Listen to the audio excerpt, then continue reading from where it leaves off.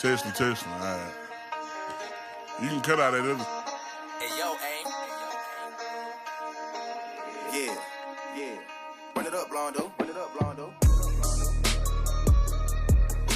Hey, everybody. Welcome back to the podcast. I'm Kenney Heath coming to you from our worldwide headquarters in Huron, Texas. And as always, joining me, Mr. Ryan Fox. Foxy, how you doing, man? I'm doing well, sir, here at Headquarters B in Ellis County, Texas today. Hey, great weekend. Once in a while, we're not doing our question of the week with Step because we're down to 3 games, and we've already talked about all these teams. So really, we're getting information. Anything we ask him is probably going to be on their website, and for customers. And, we don't want to cross that line. Thank you to the sponsors again. Thank you all. They've been here all year, so appreciate it. Great group of games last week. I was out in Oklahoma hunting, watched a lot of the Pottsboro Grandview game, and then watched quite a bit of the Mount Enterprise Bremont game. I fell asleep there at the end. What a game that was! I did see the record-breaking performance of Kagan Ash, which is fantastic. Ought to be a good one against. I think they got Shiner this time around. Yes, they do. In the semifinals, so that'll be a good one. So you went and watched the game. Who'd you go watch? Yeah, so it was outside our coverage area, but it was not the closest game to me. The closest game to me was Salina and Alvarado, and that game ended up being pretty one-sided. And we'll touch further on that here in a bit. But I went up to the Star in Frisco. Had some good food over there at the pizza place across the street or across the walkway from the Star. I went over and saw Frisco Lone Star against Highland Park. That was a fantastic showing by Lone Star. That sophomore quarterback, Trey Wright, they got about 480 total yards of offense, 320 through the air, about 160 on the ground, 6 touchdowns. Only a sophomore. Brett Gilchrist, former Whitney Central Texas quarterback, offensive coordinator there. He's probably in line, not too far off from being a head coach here pretty soon. Their offense was electric. That Trey Wright kid is legit, and they made a team like Highland Park, who was 14-0 going to that game, made them look pretty pedestrian. It was a really good showing by Lone Star. They're going to be a force. They got Damian Gross, the wide receiver / running back they got out there, a really big offensive line. And they got a big test coming up against Aledo, which, again, Aledo in the 5th round, probably favored in that one. And that one's going to be played about 20 minutes from where I'm at Newsom Stadium in Mansfield Friday night. So I might go check that out. Yeah, that'll be a really good one because I think Aledo looked really well, kind of bouncing back against Denton Ryan last week. Really just, classed them out. Looked great in that one. Yeah, Aledo, and believe it or not, that was the first time that Aledo had beaten Denton Ryan in the playoffs ever, which is kind of a hard stat to believe because they were 0-3 against Denton Ryan in the postseason going into that game, and they took care of business. I think that was a 1-possession game in district play earlier this year, and then, just Aledo sweeps the series, beats them bad 43-17 in a dominant performance. I think that game was played up in Justin at Northwest ISD Stadium. But I think Lone Star was going to be Aledo's biggest test of the year. I don't think it's even close. Trey Wright, again, only a sophomore quarterback. He's fantastic. I think that'll be a good game to keep an eye on. And then I know another game that you and I were just talking about as we kind of review the region final round. That Bremont Mount Enterprise game. I mean, how about Kagan Ash? 600 yards of total offense. He broke Ken Hall's single season rushing record by about 300 yards. And going into their game this week against Shiner, I think he's about 40 yards or so from the all-time career leading rushing yards record in Texas high school football, a record also held by Ken Hall. So that'll be something to keep an eye on. I don't think there's any doubt he's going to break it. He's only 40 yards away. He had over 500 rushing yards and over 100 receiving yards against what was a damn good Bremont defense. But that's just the type of player Kagan Ash is. The final of that one was a shootout, 64-58. Bremont did the best they could to keep up. on this, with scoring against Mount Enterprise is kind of lackluster defense. But I mean, Kagan Ash, man, no one's been able to stop him virtually Yeah, his whole career. and for Bremont, it sucks because Tank Scott kind of nicked up. I think he got nicked up last week. I didn't, have Tank Scott game. Didn't have a whole lot of carries, a whole lot of yards. They did really do well through the air. They threw the ball well. Probably found something they liked, knowing they weren't going to have Tank Scott at full speed. Yeah. I did fall asleep there at the end. I woke up and it was over. But long day at the deer lease, and but it was a great game. And let's talk about Earl Grandview. I got to watch some of that. Now we recorded an episode last week. Something happened in the upload, Terry. It happened to us, so you didn't get to see it. I did pick Mount Enterprise last week, and I did pick Grandview over Pottsboro, and Right. we'll talk about it again. The reason I did is I really thought Grandview was going to get a few more stops than Pottsboro would. Coach Ebner's a great defensive guy over there, and man, Mason Landers just showed out. It kind of saw a side of him that we knew could be there. He runs hard. He's a big dude, but man, they had some. I think he threw for 200 yards and 3 rush for over 100 yards, and kind of was the offense for him as far as running the ball because Blue Hubbard really never got going. Elijah Dominguez got a few got going. But, man, great job for the Zebras. It's just we talked about it, and we talked about it all year about Region 2, and then we talked about it before the show, Region 1. There's no Brock in Region 1 anymore. Malakoff's not Malakoff in Region 2, so both wide open. And a lot of teams, this is the window. And we saw them like Commerce and Pottsboro, Whitney, and Grandview. And they got it done, and now they're in the state semifinals, and they've been there before, not too long ago, 2019, 2020. Yeah. One of those years. So, and Coach Ebner was the head coach at their last state championship. Brig Yentz, I think, had 2 interceptions in that game. Catch him and Cason Sanders. They've got a good secondary, but now we'll talk about the Peachtree game, but so I'll hold off. But yeah, I felt like Grandview could win. I thought they were going to get a few more stops than what Whitney did. The whole offense goes through Caden Humphrey there at Pottsboro. So if you can kind of limit, he's going to get his yards on the ground for sure. But if you can play some good pass defense and just did intercept the ball 2 or 3 times. And Grandview was down 15-0 early. I think in the first half. So good for them. Happy for the Zebras, and going to be rooting them on this week. Yeah, I think there's an argument to be made that no one in 3 Division I's really gone through the tough playoff path that Grandview has gone through. When you look at their first 4 games, Palmer, Gladewater, Commerce, and Pottsboro. And again, beating a really good Pottsboro team by 17 last week. I think I picked Pottsboro to win that one, but I knew it was going to be, or I didn't know, but I was like, I figured it'd be a close game. But Grandview, they had 3 interceptions on defense, maybe 4. I know it was at least 3, but their defense showed out, which is something that's kind of been a knock on them all season long. They got the offense, but holding an electric, high-powered passing attack with Pottsboro and forcing their quarterback, was it Caden Humphrey, to make those mistakes and force 3 turnovers. Especially at this point in the playoffs, if you're +3 or +4 in the turnover margin, you're probably gonna win the football game.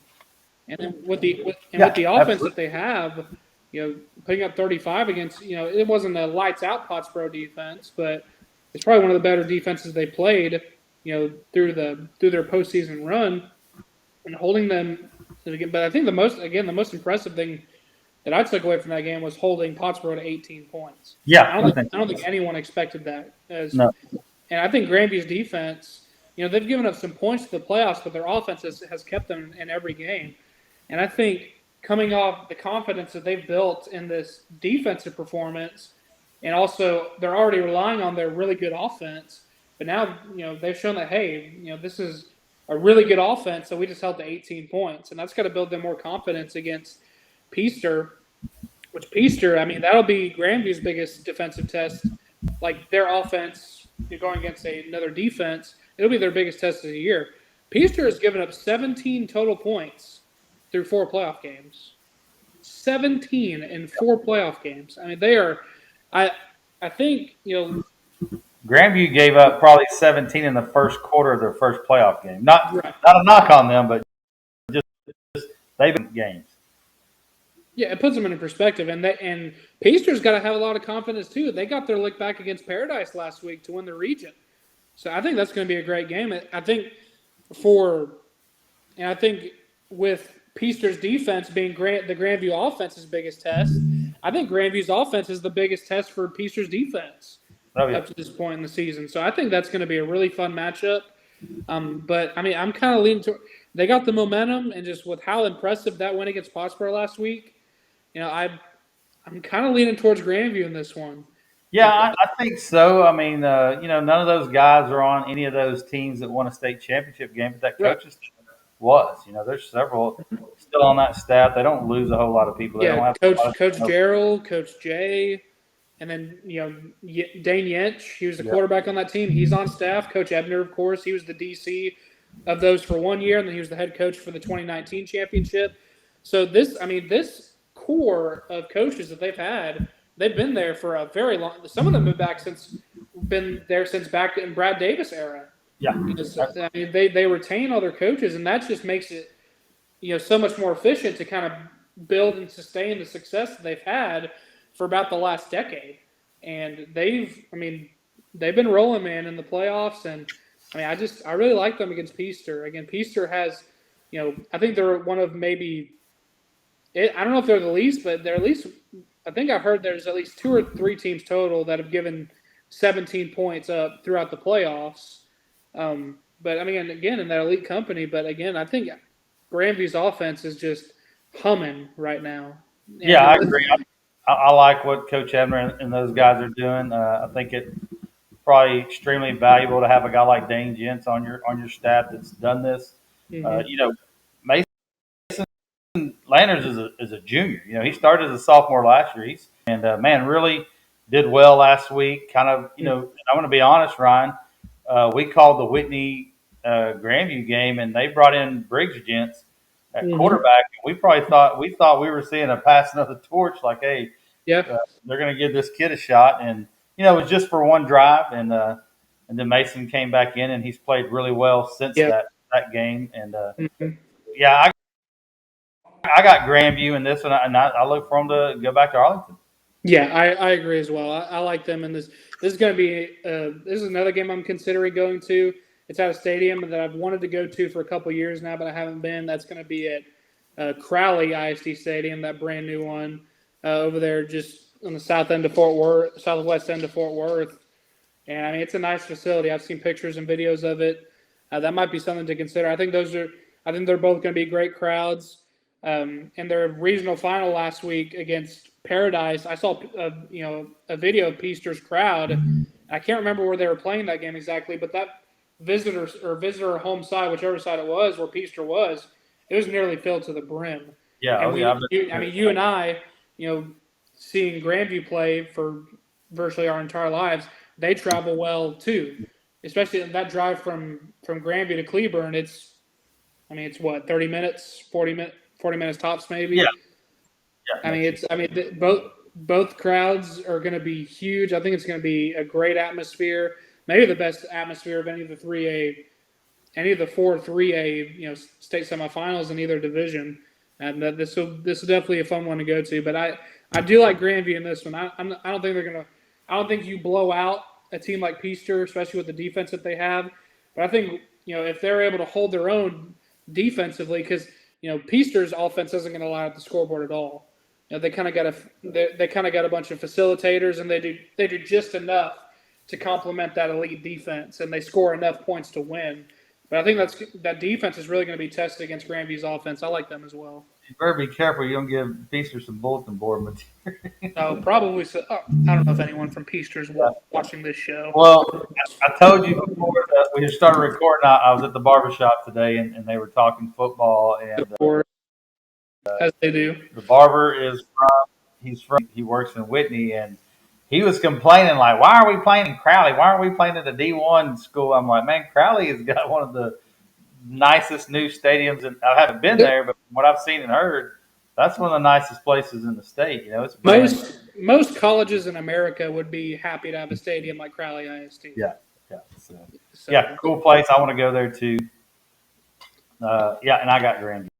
All right, let's move on. How about? Yeah, go ahead. West Orange Stark ending La Vega season. They got their lick back against the Pirates last week. The Modocs 35-20. That's kind of, again, you and I previewed this game last week, and I think there's a consensus. I don't remember who you picked, but I personally like West Orange Stark in this game. I picked La Vega. Okay, so yeah, I like West Orange Stark in this one. They've been rolling. I mean, they started off the season 2-3. And since then, they've now won 9 straight games, and they've been virtually dominant. And they've gone through some really good teams through the postseason. They ended Robinson's season. They beat a really good Sealy team by 7 points in the region semis, and then they got their lick back against La Vega, a team that beat them by 24 back in week 3 this season. They come back and beat them by 15, and kind of hold a very explosive Pirate offense in check. Only held them to 20 points while scoring 35. And again, La Vega is typically a defensive-oriented team with Coach Don Hyde. He's a defense guy. And I think West Orange start rolling, and they'll have we won't preview it, but they got a big game coming up against Sinton. That's going to be an absolute shootout in that one.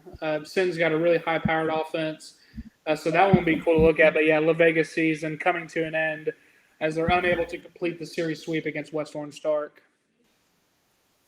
Yeah, I hated to see that and win it, but it's hard to beat a good team twice, like they say. And there was a lot of rematches in that round, and I believe 10 of the 7. I think the team that lost the first matchup went 10-7 in the second match. Yeah. Maybe that was 2 rounds ago, or maybe that was in the playoffs. But it seems like a lot of the teams that lost the first one, they were winning that second matchup. Yeah, and then. La Vega's season comes to an end. I know they're one of the favorites to come out of Region 3 and, face a Carthage in the state championship game. But Carthage has kind of been rolling too, man. I mean, it's no surprise. I mean, they got a big one coming up this week against Brock. And that'll be a fun one for sure. If there is a team that can beat Carthage, it probably is Brock. But even then, I just don't see it, man. And this could be the last year for Carthage with Scott Surratt. I mean, his son, Jet Surratt, his youngest son, is a quarterback. He's a senior this year. And if he's able to go out on top, we could possibly see the end of the reign of Scott Surratt, which I don't think it's any question. What's that? Breaking news with Ryan Fox. Yeah. I mean, you never know. But, I mean, at the end of the day, if that is the case. Yeah, I can definitely see it happening. Yeah, you go do something different. Scott Surratt, I mean, I think it'd just be it's definitely unprecedented, because if that's the case, that means they win their 11th state championship under him, and that puts them at 11-0 in state championship games, which is not something we've ever seen before and probably won't see ever again, at least maybe not in our lifetime. I mean, that's a phenomenal job he's done there. But, yeah, that Brock Carthage game, if there's a team that's going to be Carthage, it's probably Brock, because I think whoever comes out of that east side of the bracket won't be able to hang with them. I mean, but West Orange Stark, if they're able to get get a big win against Sinton and a convincing win against Sinton, then maybe. You never know, but I don't know. But, yeah, the West Orange Stark ending La Vega season last week. And another game that we're keeping our eye on last week that we previewed a little bit. It kind of lost a little bit of its luster because Axtell didn't have Levi Leathers. But Hamilton, their defense, they take care of business, man. 24-3 over Axtell to head to their second straight state semifinal, where they will take on Stinnett West Texas, a team that's making their first state semifinal appearance in school history. And I think they started playing football like the mid-50s or something like that. But that'll be a good game that we can look at. Stinnett West Texas, I can't remember. I think Caden Winters is the name of their quarterback. He's been fantastic all season long. But this Hamilton defense, man, I mean, they've been exceptional, especially the last 3 games. In the last 3 games of the playoffs, they've given up a total of 24 points in 3 games. And against Corsicana, Mildred, Price Carlisle, and Axtell. Again, Axtell didn't have Levi Leathers, but still, they still had weapons, and they still had a chance to put up some points. But Hamilton, I mean, their defense has been good all year long, but I think it's just gotten better throughout the playoffs. And I saw a TikTok or something of Tepper's picks of the weekend, and I thought he made a really good point, and that's why I'm sharing it. But he said, Hamilton's defense plays good enough and keeps Hamilton in the ball game long enough for their offense to kind of figure out what's going to work and how to go out there and make plays. And of course, you got a running back like Austin Hill. He went for 104 yards last week. They got a first-year quarterback in Carson Roberts who's played really well. I had, even though Levi Leathers was out, I still thought Axtell with AJ Fetch, and I think he played quarterback.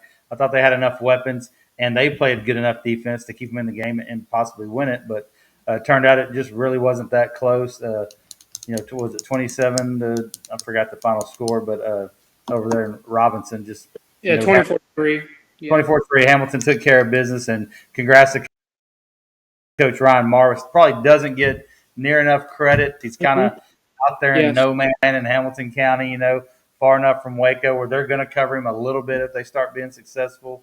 A little bit too far away from Abilene or the DFW for people to cover him, but he's doing a great job. I mean, they played over 40 ball games the last 3 years. They were 7-6 3 years ago. Last year they were regional state semifinalists. This year they're state semifinalists. So they played a lot of football over there the last 3 years, and Coach Martz has done a great job. And I think that's all those games. It's going to pay dividends for him against this West Texas team. Now, this West Texas team came out of nowhere. I think I was reading something earlier. Or I heard something earlier where just 2 years ago they were like 3-7, and then this new coach they have over there kind of took over, and they took a step up last year, and then this year all the way to the state semifinal for the first time in school history.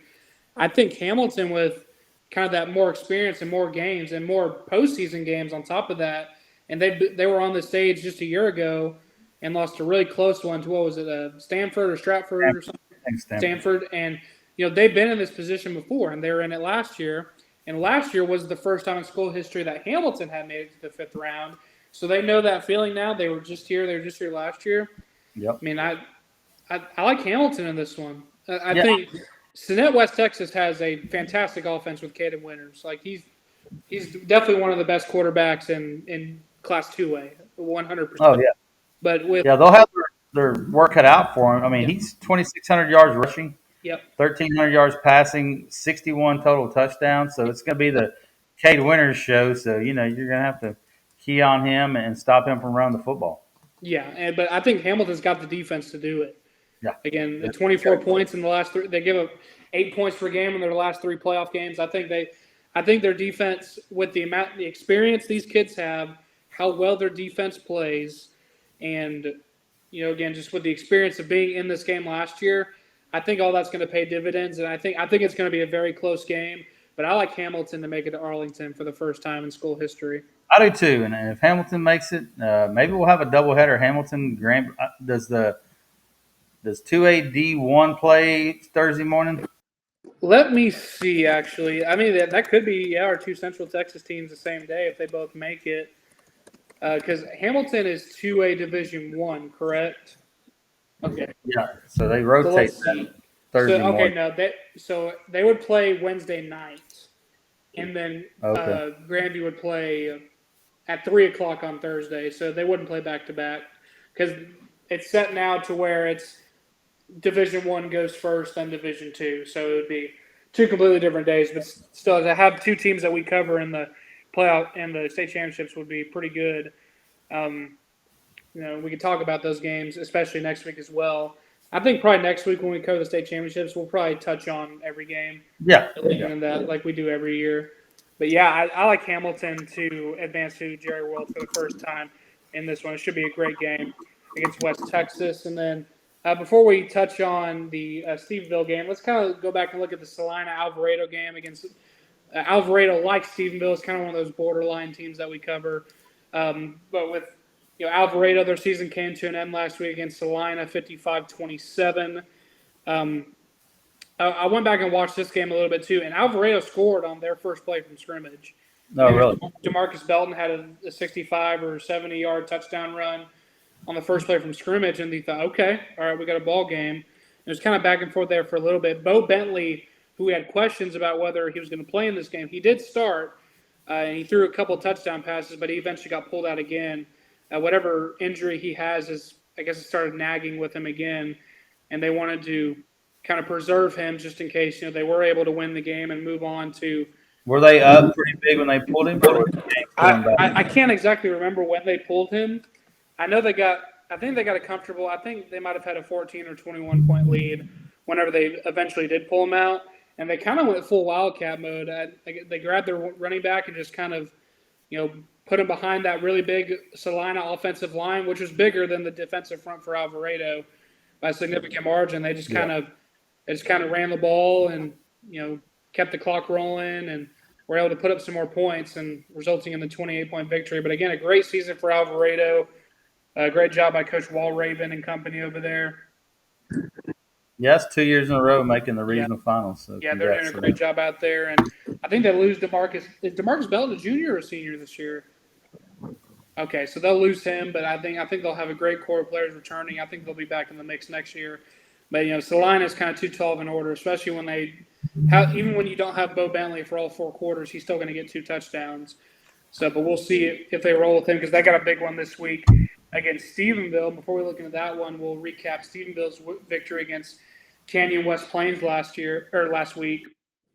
Stephenville got down early in this one. They were down 21-7.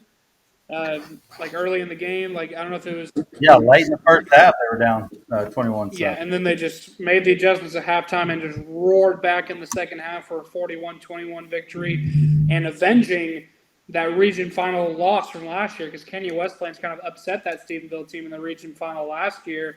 So Stephenville got their lick back against West Plains, and that sets up a really, really big game against Salina this week. And with Salina, the last time Salina lost a playoff game was back in 2023 against this Stephenville team. And I was at that game, and it was, a lot of people went into that game thinking it was going to be a shootout. That game finished 7-3.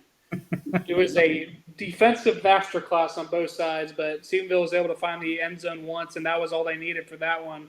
I don't think that's going to be the case this week. I think both teams offensively, just as well as defensively, but their offenses are phenomenal. With Stephenville, Trot Jordan over there leading the reign, having the reins over there at quarterback, he's phenomenal. Bo Bentley, of course, quarterback for Salina, but who knows what percentage healthy he is, if he's going to be able to play all 4 quarters or if at all. He's gotten pulled out early in their last 2 playoff games. Now they've been able to, ride the wave and still finish, with considerable, score victories over their last 2 opponents and Alvarado and Decatur. But they, I think if Bo Bentley's able to, fully go, I think this is one of the best quarterback matchups in the state semifinal round between the 2 teams. Trot Jordan, last week, 10 rushes for 87 yards, 221 yards, 2 touchdowns. Did throw 2 picks last week, so nothing, you probably need to watch. I saw the highlights game. Freshman Caden Monk had a really good game, 6 catches for 73 yards.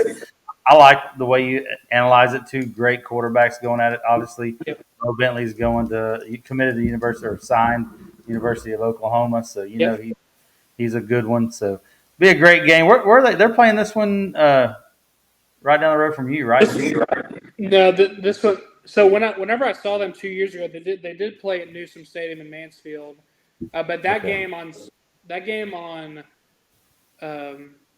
Newsom Stadium this week, they're going to be hosting Aledo and Frisco Limestone. So this game between Salina and Stephenville is going to be played at Knight Stadium in Fort Worth, which is I believe that's where Kimball plays, if I'm not mistaken. No, that's Eagle Mountain, the new Eagle Mountain. Oh, the new Eagle Mountain. Okay, there you go. So they're playing at the brand new Eagle Mountain Stadium. Kimball's in Dallas. I don't know what I'm talking about, but That'll be a great facility as well. That'll be a perfect game to hold that one. Both of those crowds are going to be. Well, I remember when I went 2 years ago at their field at the game at Newsom, and both stands were fully filled to the brim, especially the Stephenville side. Like they were, I mean, it was a capacity crowd, and I think it'll be the case here too. I think it pound for pound, there's a lot of huge matchups in 6A, but at least at the very least in 4A and below, I think this is the premier matchup in the semifinal round between these two teams. Yeah, I like this one and Gunner Wall. Would be a great Oh, game. Gunner and Wall, that game's going to be fantastic. Yeah, hey, you know what? I've already picked the two teams that we cover. I'm going to pick Stephenville again. Maybe they pull the upset. I think they're the underdog against the defending state champ. So I'm going to go Stephenville. I like Stephenville too, and I mean, they score a lot of points, but I really love their defense. And you want to talk about defense? They gave up 21 points to West Plains last week, but all that was early on, and their defense was able to make adjustments and pitch a second half shutout. Yeah. So their defense is fantastic. And before that game, they'd given up a total of 20 points in their first three playoff games against Pecos, Dumas, and Canyon Randall. That's going to be tested obviously with Salina. I don't think they're going to hold Salina to under 21 points or anything like that.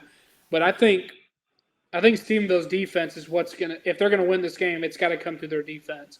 Their defense has to come up with at least 2 or 3 stops. And I think, again, they got to be ahead in the turnover margin. Salina, like Stephenville, is a very well-coached team. They don't turn over the ball very often, especially when Bo Bentley is under center. But I think it's going to be a fantastic game. It's one of the premier games. I mean, but at this stage in the playoffs, every game is pretty much a premier game because everyone's fighting for a spot in the title game. But I love this matchup. It was a knockdown, drag-out the last time these two teams played. And again, Salina, they have that chip on their shoulder as well because, again, this Stephenville team is the last team that is their last playoff loss 2 years ago. So, I mean, I think it's going to be a great ball game. But I like Stephenville very close in this one as well. And a part of that is especially if Bo Bentley is not able to play all 4 quarters, I think that just bodes well in Stephenville. Yeah, I think that's the key. I think that the key is how healthy is Bo Bentley. 100%. If Bo Bentley is able to go and play for 4 quarters, and even if he is, I don't know if he's going to be at 100%. I don't think he will be, but I think that'll bode very well for Salina. But we'll see how that one plays out. But I like Stephenville in the one possession game either way. And again, a lot of great games in the semifinal round this week. It's kind of a bittersweet time if you're a Texas high school football fan because a lot of great games, but at the end of next week, it's all going to be over. So it's still exciting. Yeah, it's really exciting, but it does just sucks that we're a couple of weeks away from the end of another really cool, great season. We obviously we enjoy it because we talk about it every week on a podcast. But and we have a shortened off season this year because we have realignment coming up in February, and we're going to have a realignment special whenever all that gets released. And we're already having some coaching changes here in Central Texas. We haven't really talked about it, but just yesterday or day before, China Spring came open. Coach Beatty has been reassigned. I hate to hear that. I like Coach Beatty. He's been on the show a couple of times. Conley is open. Mahia is open. Riesel is open. I'm hearing there's going to be another pretty good job opening up here in Waco here, sometime. So we'll see how that is. But a lot of, I think with China Spring, the line forms to the left of people that's going to apply for that job. That's a premier blue blood job in Central Texas and the state. The state. You saw Decatur a couple of years ago. They went a different direction with Coach Fuller, and I think I forgot who they got, but he was from a big, really highly successful coach from one of the big schools down south of us. So, I would name is going to put in for that China Spring job. Conley, I think that the state is. They may have, I think the state may intervene on them because of their rating. I don't know. I don't know if that scares applicants away. But I know Conley's got all the talent in the world. Same with Mahia.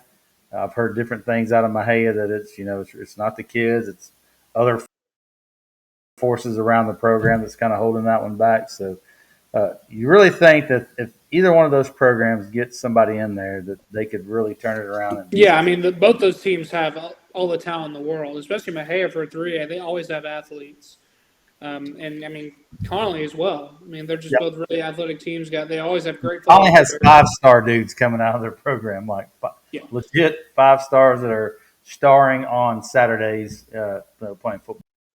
Yeah, I think if nothing else, I think they'd be fun coaching jobs to have, solely because of the athletes that you have, and you can implement your system into those amazingly talented football players.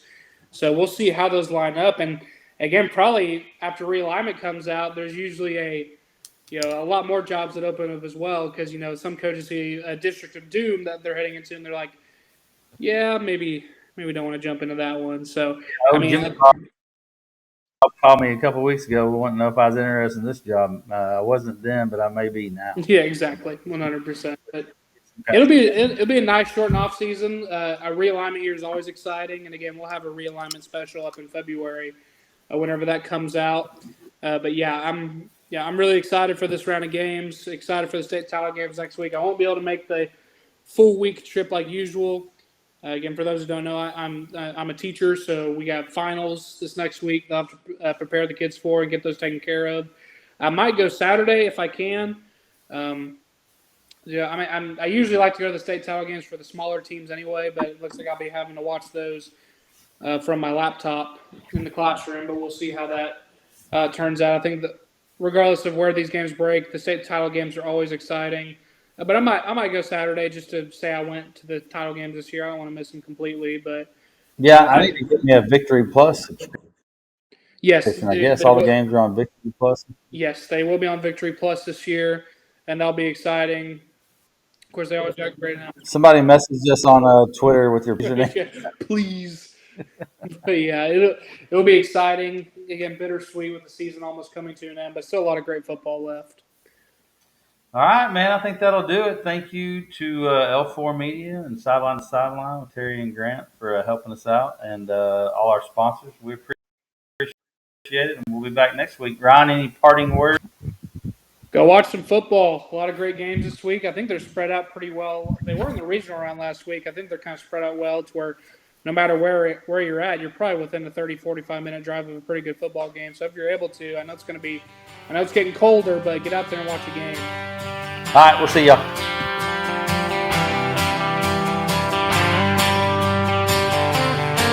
Yeah, the dust on the road down the old South Plains, like dirty stinging rain. Sometimes it's the